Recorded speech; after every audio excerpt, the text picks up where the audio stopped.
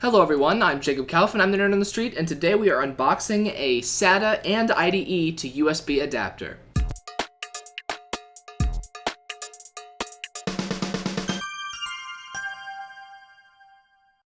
So you guys probably remember a couple months ago I unboxed a hard drive dock for my computer, and this is something very similar. You might be wondering why I have both. Well, that hard drive dock I got for my computer, that's a SATA only dock, so it only works with newer SATA hard drives, which is great. And that dock also uses USB 3.0, so it's very fast. So I've been using that, it's working great so far. And it's a great option for when I need to move large amounts of data onto files.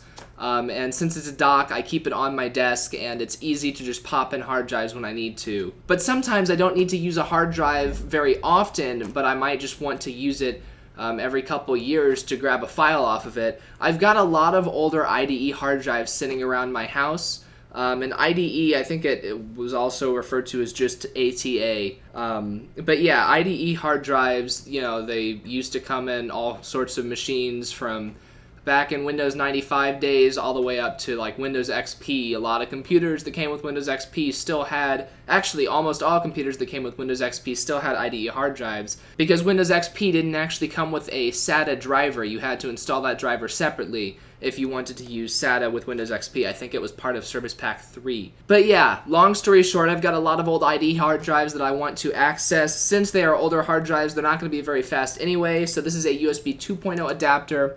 But yeah, I just thought I'd take a look, and this will let me get a lot of old files off of hard drives without actually having to boot those computers up, because as you can probably tell, I cannibalize computers a lot. I take parts out of things and whatnot, so it will be helpful to be able to get into those machines without actually having to have the machine all put together. So we will remove the plastic wrap. I've had this sitting around since Christmas. This was actually a Christmas present that I got. And yeah, since this is for older hard drives and since it's not as fast, this was actually pretty cheap. The specific brand that I got is Vantech. But yeah, we'll just open up. Here we go. I opened up the box there, and looks like we've got, this is the actual adapter. And so we've got a USB cord, USB 2.0 on one side, and then just, we've got a SATA port here, and then an IDE port on both sides of this. One of those IDE ports has all of the pins, and the other one's missing one pin. Let's see, 2.5. Oh, okay, so one of these is for, the one that's missing a pin is for 2.5-inch laptop IDE hard drives. And then the other side says 3.5-inch, which is regular size, / 5.25-inch, which I guess would be like a DVD drive that's IDE or a CD drive. You plug those into the one with all of the pins there. So this can actually work with laptop hard drives as well. That's very interesting, and I do have some laptop hard drives using IDE. So yeah, there is a single red light on it. I assume that would blink up. It says ACT, so that's probably an activity light. It'll light up when you're either reading or writing to or from the device. I'm going to take this red tie off of here just so that you guys can see how long the cable is. I'd say that's about a 2-foot cable, which, you know, for what I'm using it for should be fine. Like I said, this isn't going to be something I use every day, but if clients bring computers in and I need to recover files, or, you know, like I said, I've got some older computers that I want to recover some files from, this is an easy way to do that. We have some other stuff in the box here. This is actually pretty darn small. I didn't realize it would be that small. What's much larger than that is the power supply here. And the power supply, we have a 4-pin, 4-pin power plug there. Looks like something you would see on the inside of a computer if you were building a computer. Looks like something that would come out of your, you know, your computer's internal power supply. But yeah, we have a switch here with the green light, and the switch just says on and off. So you switch it to turn that on and off. So that's interesting. Does have a switch. You don't have to just unplug it. You know, some of my hard drives, my external hard drives, don't even have switches on them, so that's nice that they include that. And then to plug into that power brick, that is obviously the end that goes into the device. We also have this other end with a 2-prong electrical cord there, and then this just plugs into there. So I plug it in the right direction, or I don't think it matters which direction you plug it into. But yeah, that's really tough putting that in there. Putting this, you know, plugging the cord into the power brick, that really had to shove that in. But yeah, I tried both directions, so I don't think you can put that in backwards. I'll undo the bread tie here. The power cord is much longer than the activity or the data cord. Yeah, not super long for a power cord, but decently long. This should be able to reach from your desk to an outlet. So here we've got a very short SATA cable, which is nice because, you know, you might not always have a SATA cable if you're looking to recover SATA, you know, stuff from a SATA hard drive. If I were a betting man, I would say that this is not a SATA 3.0 cable, or just SATA 3 cable. Probably a SATA 2 cable that is capable of probably 3 gigabytes per second. That's just what I'm guessing. But yeah, nice that they give you that. Oh, it actually says, yeah, serial ATA 2 something. It got cut off after the 2. But it's not a Roman numeral 2. It actually has the numeral 2, and it looks like it's got other numbers after it. So I don't think that number means what version it is. But here we've got, looks like, okay. So this is interesting. So this is a power cable, it looks like.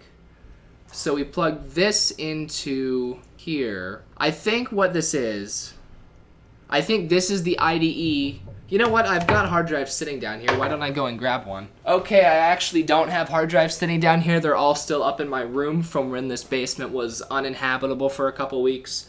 But I did find a DVD drive. Or is it just a CD drive? No, yeah, it's just a CD drive. But this is an IDE drive. So this drive, like I said, it's IDE. So if you're using an IDE hard drive, then you plug this straight into the hard drive.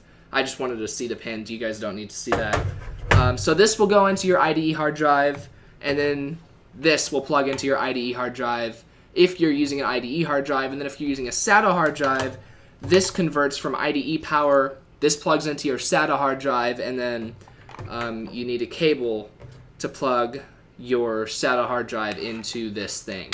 So if you're using an IDE hard drive, all you need is these two pieces. You don't need any other cables. So that's cool. In here we've got some silica gel, throw away, do not eat. And then we have a little manual here. Let's see what it says. Introduction, specs and features, system requirements, hardware installation, disconnecting, creating a new partition, troubleshooting an FAQ, warranty, and contact info. System requirements. Intel Pentium 2 350 megahertz compatible or Apple G3 processor and greater. Microsoft Windows 98 2nd edition, so I cannot use this with my old Windows 95 computers, unfortunately. USB equipped system. For USB 2.0 speeds, the system must support USB 2.0 specifications. So this is evidently an older device. This is not something they just started making in the last few years.